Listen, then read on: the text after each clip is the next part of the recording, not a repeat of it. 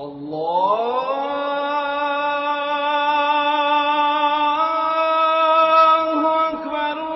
Hajj, the pilgrimage to Mecca, is a religious duty for every able-bodied Muslim. It's the subject of a new show at the British Museum in London, the first full exhibition on this subject. This view of the city shows the mosque, with the square black Kaaba at the centre of the sanctuary area. Mecca, in modern-day Saudi Arabia, was the home of the Prophet Muhammad, and last year some 3 million people made the full pilgrimage, which consists of a series of rituals centering on visits to significant sites.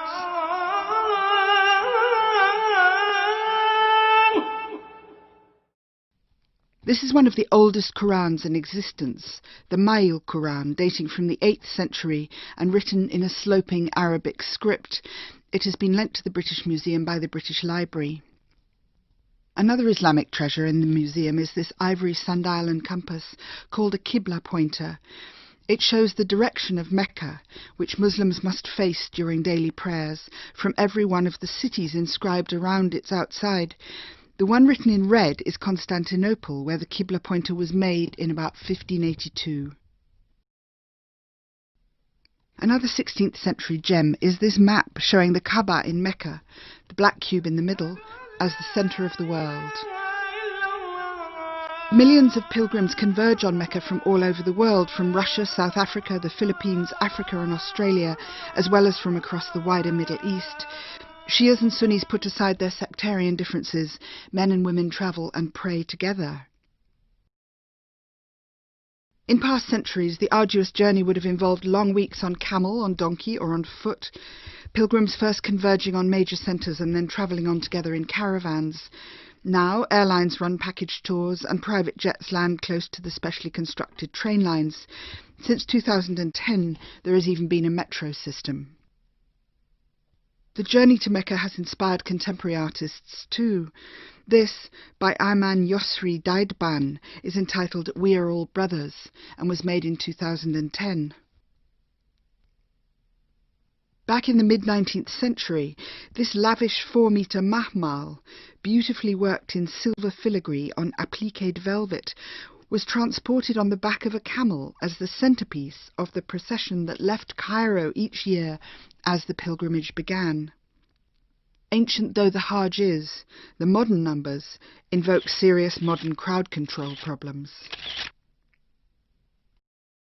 Pilgrims must perform tawaf, walking 7 times counterclockwise round the Kaaba, followed by sa'i, running or walking 7 times between the hills of Safa and Marwa.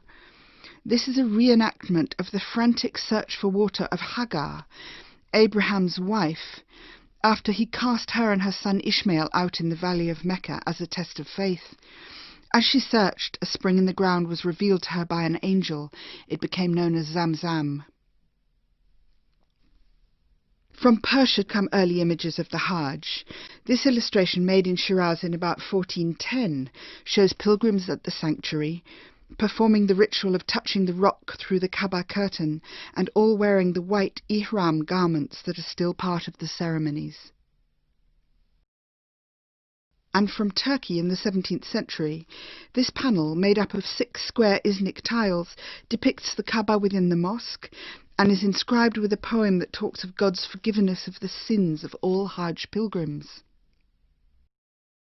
Jump across the centuries, and we find a contemporary Saudi artist, Ahmed Mata, making his interpretation of the magnetic pull of the Kaaba, the milling crowds turned into iron filings. Here are pilgrims performing another of the required stages of the Hajj.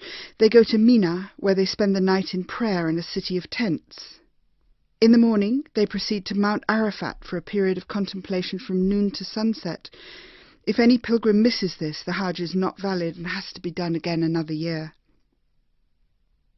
Once the rituals are completed, the pilgrim acquires a title, Haji or Hajjah for women, and is issued with a certificate.